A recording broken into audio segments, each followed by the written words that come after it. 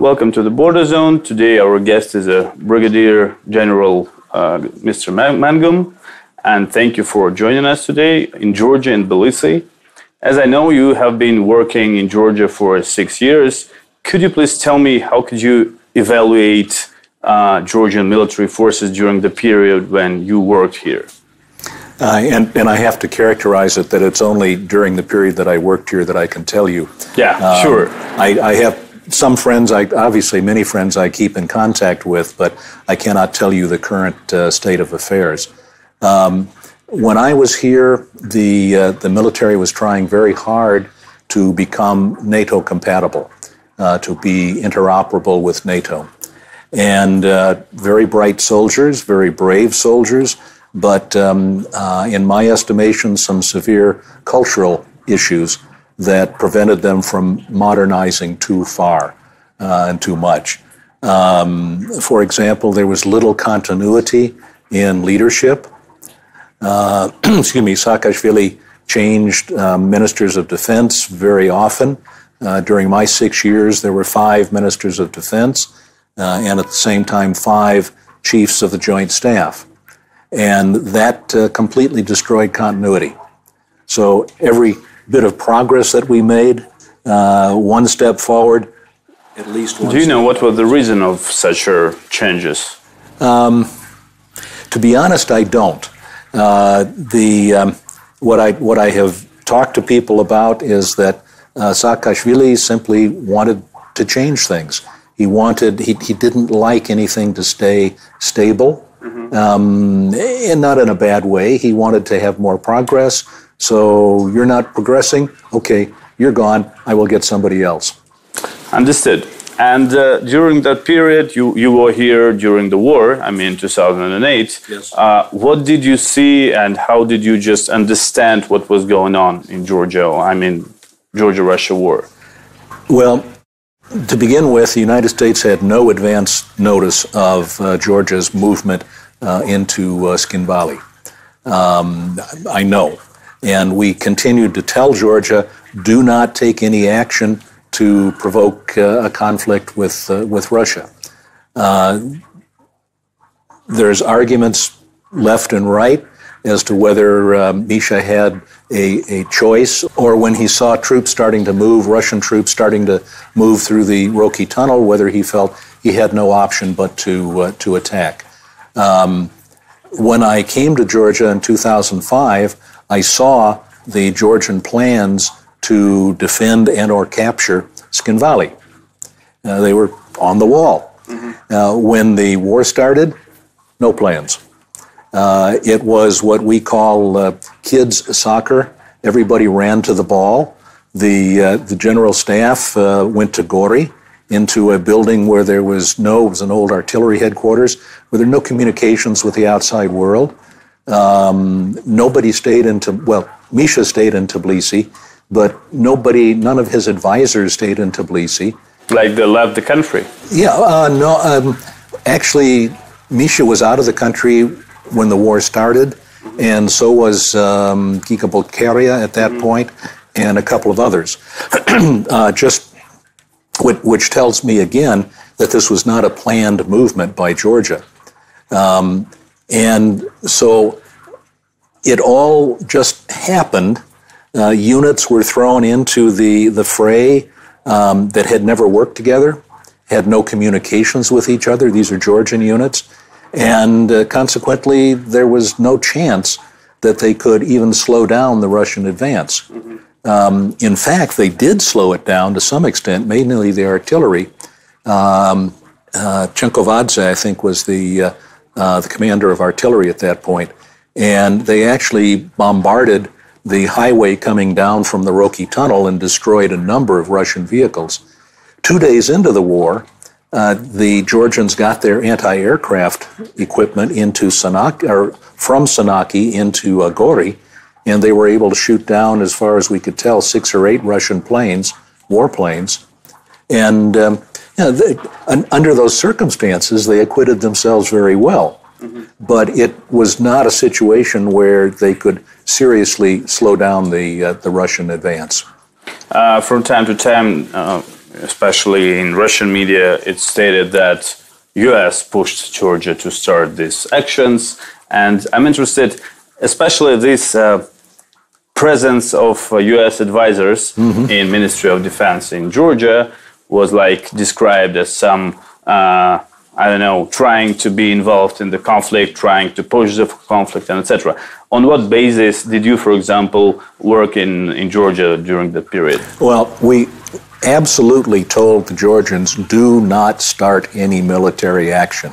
There was no pressure from the United States to do anything against Russia at that point.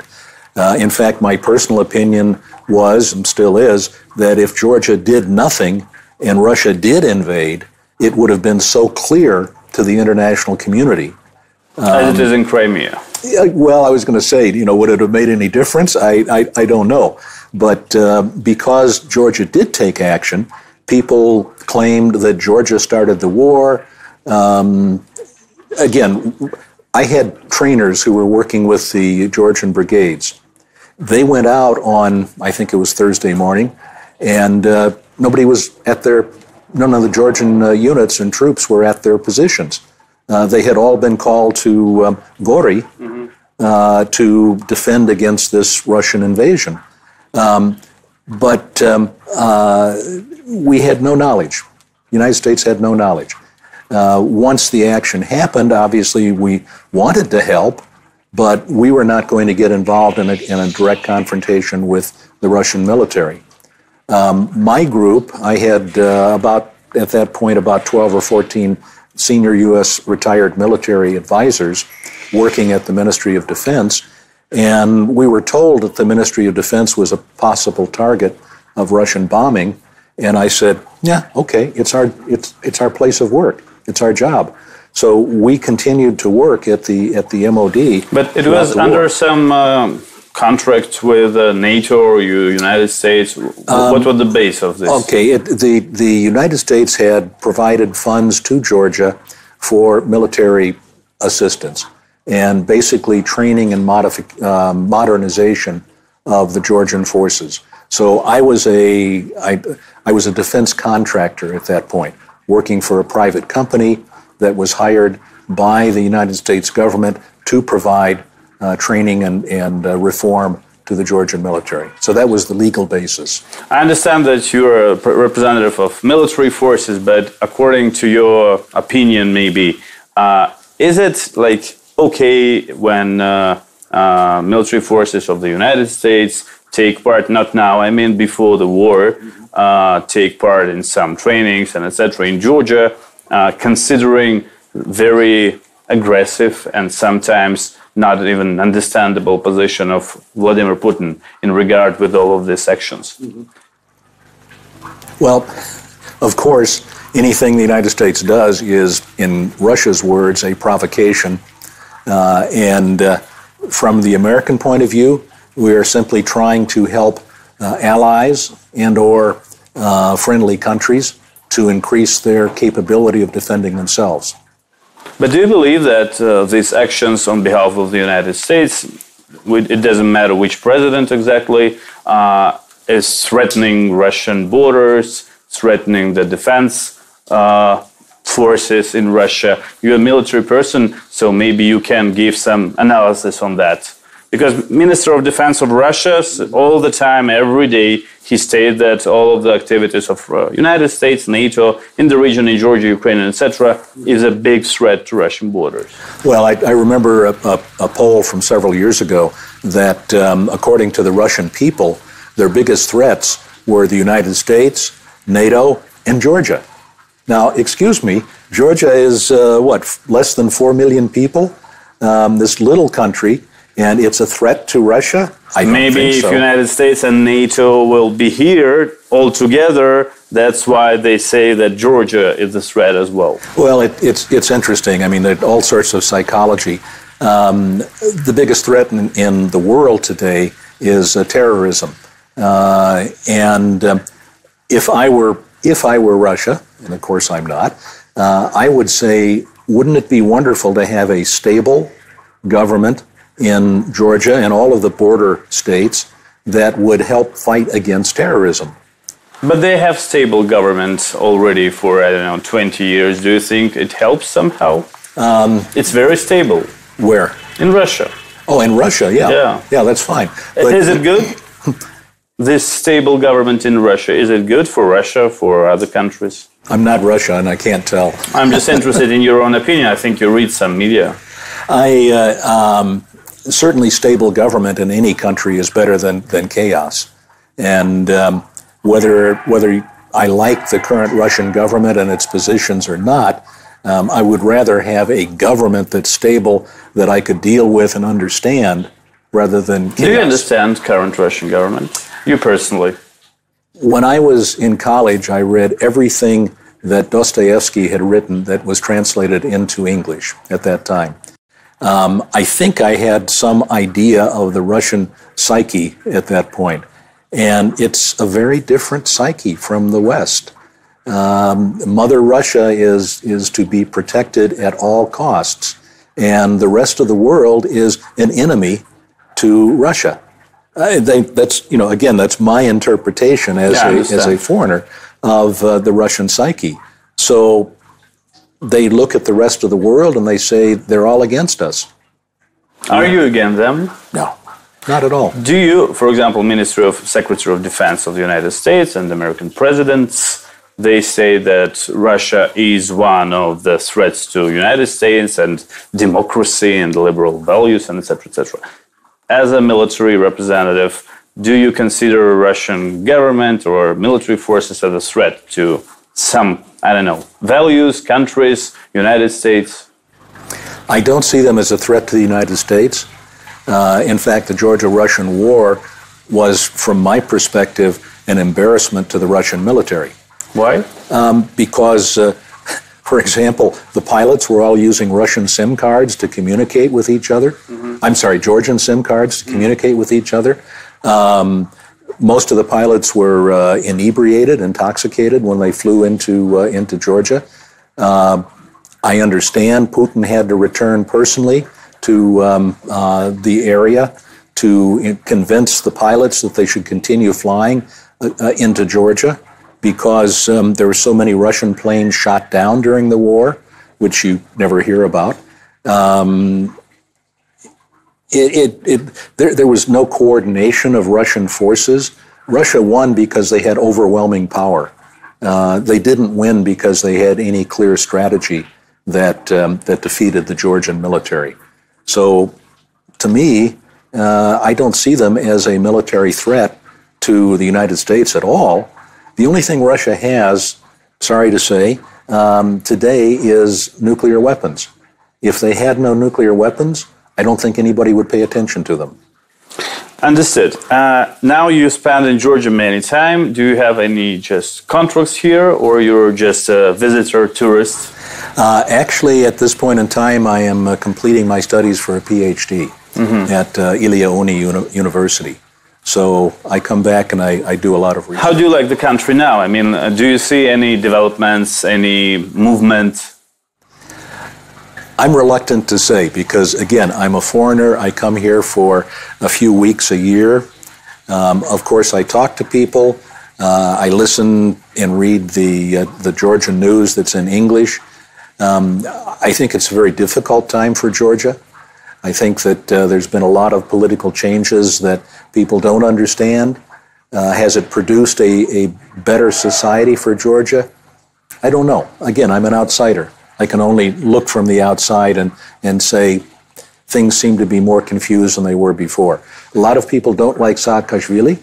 I'm not a supporter or a detractor. He did some wonderful things for Georgia. He brought, in my opinion, Georgia into the 21st century from the 18th century where it was before. But I don't know. I don't know. You spent six years here when Misha was in charge. Let's say like this. Did you see that Georgia was like moving to some democracy or some development during that period? Or some people who criticize Saakashvili, they say that it was like not in a democratic way, lots of illegal acts. were made during that period. How would you evaluate it? From my foreign position. Yeah, but you lived here for 6 years. Yeah, but I didn't always understand what was going on, even though I lived here.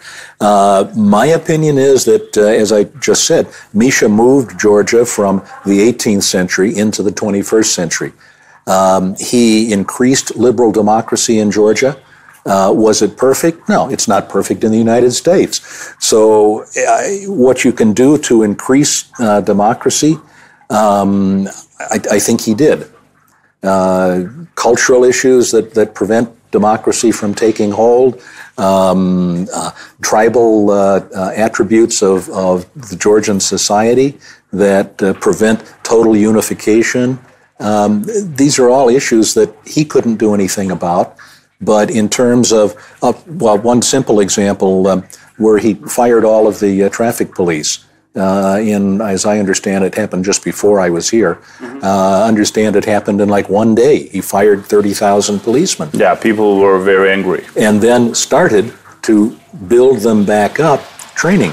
And before, what were they called? Gaia, I think? Gaia, yeah. Yeah, and they would always stop people for money. A little bit of lari and so on.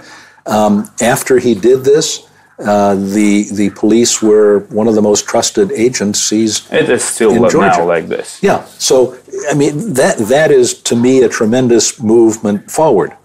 If it returned to Shevardnadze period, I don't know what the Georgian people would do.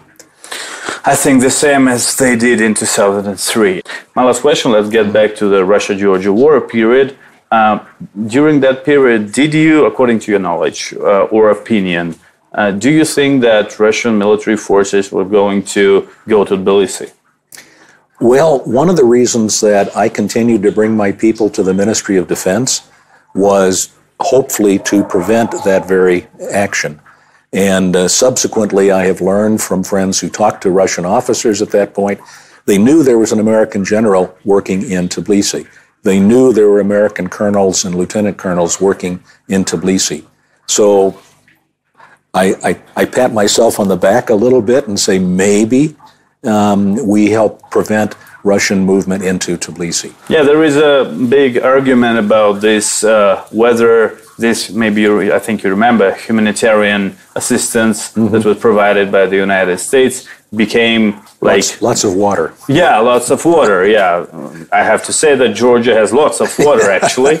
So this lots of water from the United States was a sign that stopped Russian military actions here. Do you agree with that or not? I would have to be inside the Russian general staff to give you a good answer. I think it helped stop. I think that when Russia saw American C-130s landing in the airfield here, that they realized they didn't want to start a shooting war with the United States. So, yeah, I think it helped. Was it what the Georgian people wanted? No, I remember going out in the countryside and farmers criticizing America because America didn't send any troops here. Actually, they still are criticizing the United States for not sending troops or placing a military base here, at least, to stop all of this action. The United States have several countries that are non-NATO major allies of the United States. And, of course, such a status provided to Georgia, for example, if it could be provided, will ensure, according to my position and my opinion, will ensure the security of the country. Do you believe that Georgia must continue its way to the NATO? And we all understand that maybe someday after 25 years, Georgia will join, or push United States to be closer, or maybe place some military base here? Well, I think a military base here would be wonderful. NATO has already designated Georgia as a place where it wants to train its forces. I think that's a very positive sign. again, you're back into international politics, and the United States doesn't want to start a war with Russia, and Russia doesn't want to start a war with the United States. We don't want any war at all. Yeah, so what can you do to prevent that? And I think the closer that the United States comes to Georgia, the greater the protection of Georgia. At the same time, in the earlier part of your question, I think that Georgia needs to continue to move closer to liberal democracy and closer to Western standards. I mean, I love to tell people who, especially in Europe, who say, "Oh, Georgia, isn't that dangerous?" And I say, now? "No, yeah, now they still don't know." And I say no, and in fact, Tbilisi is like any European city. Georgia is part of Europe. So I think it needs to continue in that direction. I mean, what's its alternative? To go under the Russians? I was going to say Soviet Union. Under the Russians, Russia has terrible infrastructure. Russia has terrible economic problems. Russia has terrible demographic problems. Is that where democratic problems? Well, democratic.